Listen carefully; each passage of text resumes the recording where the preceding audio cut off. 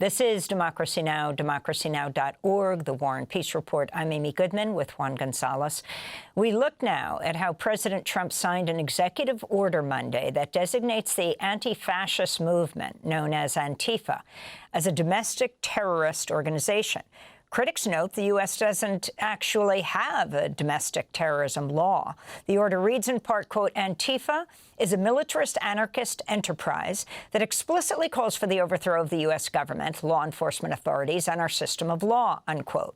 A 2020 Congressional Research Service report describes Antifa as a decentralized movement without a clear structure or leader. Antifa traces its roots both to anti-fascist movements in Europe and to opposition that formed during Trump's first term in office. Trump's new executive order also calls for the, quote, investigatory and prosecutorial action against financial supporters of Antifa.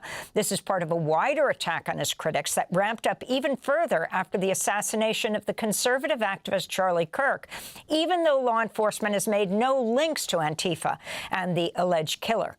For more, we're joined by Will Potter, award-winning investigative journalist, author who focuses on attacks on civil liberties in the name of fighting terrorism. His new book on factory farms and fascism is titled Little Red Barns, Hiding the Truth from Farm to Fable. He's also author of Green is the New Red, an insider's account of a social movement under siege. Welcome back to Democracy Now!, Will. Great to have you in our studio. Start off by responding to Antifa, the movement, being called a terrorist organization. This is really a historic turning point and a radical escalation in the war on dissent and the war on protest.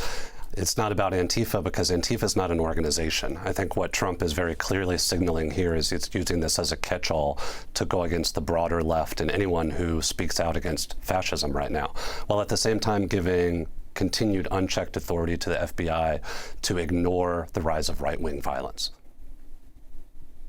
And Will, how is Charlie Kirk's murder being used by the Trump administration to attack the broader left in this country? This is what fascists do. They deflect and misdirect. So they use opportunities like this to rewrite the narrative and then shift and blame their opposition and usher in, frankly, calls for violence and crackdowns. And I think we need to remember that even though there's no evidence linking Charlie Kirk's shooters to Antifa or any other left organization, they're going to proceed recklessly anyway. The intention is to capitalize on this, to crack down on their opponents, and to consolidate authoritarian power. I want to go to Vice President Vance, who hosted Charlie Kirk's podcast after Charlie Kirk was assassinated, vowing to dismantle institutions on the political left that he claimed were promoting violence and terrorism. Of course, we have to make sure that the killer is brought to justice. And importantly, we have to talk about this incredibly destructive movement of left-wing extremism that has grown up over the last few years, and I believe is part of the reason why Charlie was killed by an assassin's bullet. We're going to talk about how to dismantle that. So can you talk about what Vance is talking about, how to dismantle this? He had Stephen Miller on, the White House advisor, who talked about going after what he called leftist organizations, left-wing organizations. And what are the historical antecedents for this, Will? The historical precedent is when authoritarians say they want to destroy you and eradicate you, you need to listen. They're being transparent and open about their intentions.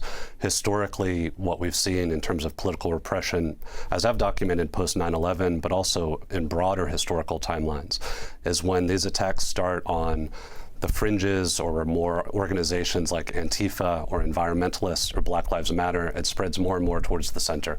And that's what Vance is indicating. This is not about fringe or radical organizations. This is about the mainstream left funding foundations and institutional support.